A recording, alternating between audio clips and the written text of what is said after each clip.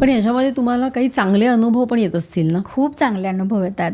मला असं वाटतं ॲनिमल वेलफेअरची जितकी एक नेगेटिव्ह साईड आहे तितकी चांगलीसुद्धा साईड आहे.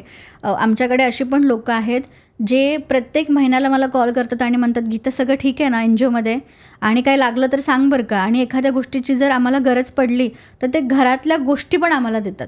त्यांचं असं असतं की तुमचा प्रॉब्लेम म्हणजे आमचा प्रॉब्लेम.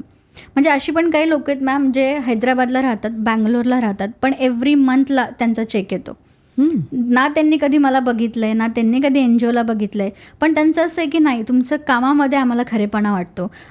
आणि कसं असतं ना, डॉक्टर इंजिनियर्स तर सगळेच बनतात मॅम. मला काहीतरी सोशली करायचं होतं, म्हणजे मला काहीतरी प्राण्यांसाठी करायचं होतं. आणि त्यांचं असं असतं की आम्हाला तर वेळ नाही आहे. आम्ही आमच्या आयुष्यामध्ये एवढे बिझी असतो पैसा कमवण्याच्या नादांमध्ये किंवा लाईफमध्ये एवढे पुढे गेलेलो आहे की हे मला करायची इच्छा होती पण वेळ नाही आहे, तुमच्यामार्फत तरी होऊ देत. आणि मग अशी पण काही लोकं आहेत, दिवाळीला आमच्या शेल्टरवरती फराळ येतो, आमच्या शेल्टरमध्ये कपडे येतात नवीन, लोकं आम्हाला काय म्हणतो त्याला, अशा काही गोष्टी पाठवतात. म्हणजे आम्ही जर एखाद्या दिवशी असं टाकलं की आता रेस्क्यूला गेलो होतो, फारच वेळ झाला, तर आम्हाला जेवणसुद्धा येतं घरचं. आणि मला असं वाटतं काय म्हणजे ह्याच्यापेक्षा मोठी गोष्ट काय असू शकते की लोकांना आम्ही आपले वाटतोय आणि लोकांना आमच्या टीममध्ये ते इनडायरेक्टली आहेत टुवर्ड्स डुईंग दिस वर्क. सो असे पण काही अनुभव येतात. असे पण काही पोलीस लोक आहेत जे आम्हाला खूप मदत करतात. म्हणजे बिईंग अन फिमेल हे काम करताना मला रात्री 2-2 वाजता पण थ्रेट्स येतात. थ्रेट? हो, की समजा एखादा गाववाला आहे ज्याचं डॉग मी रेस्क्यू केलेलं आहे आणि डॉग रेस्क्यू केल्यानंतर मी त्याला कायदा शिकवला आहे, त्याला पोलीस स्टेशनला घेऊन गेले. तुम्ही घेऊन जाता पोलीस स्टेशनला? हां, मी घेऊन जातो, पोलिसांना कॉल करायला लावतो. आता आमच्याकडे सिंहगड रोडला एक केस आली होती ज्याचं नाव ब्रुनो होतं. त्याचं अख्खं नाक गेलं होतं. त्याला फायटिंगसाठी यूज करायचा तो. फायटिंग म्हणजे 2 प्राण्यांमध्ये भांडणं लावून देतात फक्त मौज आणि मस्तीसाठी. आणि चालतं असं अजून? हो, असंही चालतं. शेतांमध्ये होतं. गाववाले लोक फार करतात ही गोष्ट. तुम्ही जर इंस्टाग्रामवरती टाकलं तर तुम्हाला बरेचसे पेज दिसतील जिथे ह्या गोष्टी अजूनही घडतात. आणि जेव्हा आम्हाला कळालं, आजूबाजूचे लोक रिपोर्ट करतात मग की असं एक डॉग आहे मॅम, त्याचं नाक गेलेलं आहे, आम्ही आजूबाजूला चेक केलं तर ते म्हणतात की हा व्यक्ती ह्यांना फायटिंगसाठी यूज करतो. जेव्हा आम्ही ब्रुनोची फोटो बघितला तेव्हा आम्हाला कळालं की अरे ॲक्च्युअलमध्ये ह्याच्यासोबत काहीतरी होतं आहे. मग तेव्हा आम्ही त्याचं इंस्टाग्राम पेज बघितलं तर आम्हाला ब्रुनोचं नाही, त्या व्यक्तीचं. हां, मग त्याने ते व्हिडिओज टाकले होते. मग त्याच्यामागे असं काही म्युझिक, तू आके तो दिखा, ये वो, आणि मग तो शो ऑफ करत होता त्या ॲनिमलवरती. पण त्या फायटिंगमध्ये हर्ट होत होता. म्हणजे जेव्हा अशी काही फायटिंग होते तेव्हा कुठलं तरी एक ॲनिमलला खूप जास्त त्रास, म्हणजे लचकासुद्धा काढला जातो अशा फायटिंगमध्ये. आणि त्याच्यामध्ये त्याच्या नाकाला जखम झाली होती. आम्ही तिथे गेलो. तो एकदम सिंहगड रोडचा नामांकित गाववाला ज्याची पॉलिटिकल ओळख आहे, ज्याला आजपर्यंत कोणी हात लावलेला नाही आहे, मस्त बंगला, बाहेर थार उभी होती. म्हटलं दादा तुम्ही जे पण काय करता ना, म्हटलं चुकीचं आहे, प्राण्यासोबत असं करू नका. म्हटलं नाही, माझा फार जीव आहे म्हणे त्याच्यावरती. म्हटलं असता तर तुम्ही त्यासोबत असं गेलं नसतं.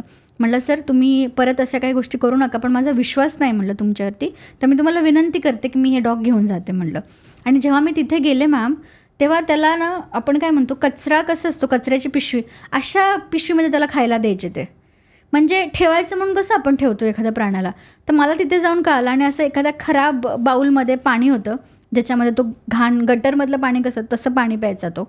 आणि मग तो मला म्हणला की माझं डॉग आहे, काय करायचं ते करून घ्या, नसतो मी तुम्हाला हात लावू देत. म्हटलं ठीक आहे सर, मी तुम्हाला प्रेमाने सांगते, म्हटलं असा कायदा आहे टुवर्ड्स ॲनिमल क्रुएलिटी, जर तुम्ही करताय किंवा काय करताय तर ह्याचे पण सेक्शन्स आहेत म्हटलं. आणि मी ह्या डॉगला घेऊन जाऊ शकते म्हटलं ॲज अन NGO. जावा म्हणे तुम्ही, कुठल्या पोलीस स्टेशनला जायचं ना जावा. मग मी पोलीस स्टेशनला गेले, मी सांगितलं त्यांना. मग मी फोन केला वरती, जे पण काही ॲनिमल वेलफेअरमध्ये ऑथॉरिटीज असतात, ग्रेटफुली अशा ऑथॉरिटीज आहेत ज्यांनी कॉल केला तिथे पोलीस स्टेशनमध्ये की ह्या अंडर तुम्ही FIR दर्ज करून घ्या.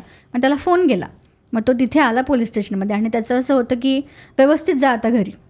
म्हटलं हा मला परत थ्रेट देतो, ह्याची पण एक केस टाका म्हटलं आता अजून, की हा इज लाईक की तू व्यवस्थित जा आता घरी, मग तुला माहीत नाही तू कोणाला हे केलं आहे ते. आणि माझं असं होतं की ठीक आहे बघूया म्हटलं आपण.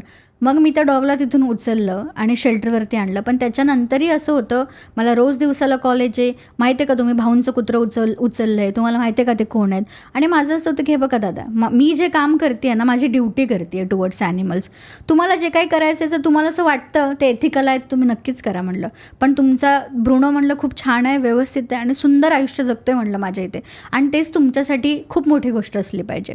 मग हळूहळू जेव्हा मी स्ट्रॉंग राहिले ना, तेव्हा त्यांना असं झालं की ठीक आहे आपण काय नाही करू शकत. पण अशा पण धमकी येतात की तुम्ही तुमचं NGO बंद करून दाखवेल. तर माझं असं असतं की जर आमच्या विरोधात काही लोक आहेत तर आमच्यासोबतही बरेचसे लोक आहेत जे आम्हाला मदत करतात.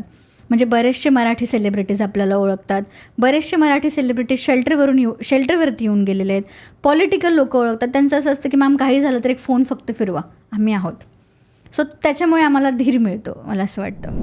ही क्लिप शेवटपर्यंत बघितल्याबद्दल खूप खूप धन्यवाद. संपूर्ण एपिसोड बघण्यासाठी खाली दिलेल्या लिंकवर क्लिक करा आणि सर्व काही चॅनलला सबस्क्राईब करायला विसरू नका.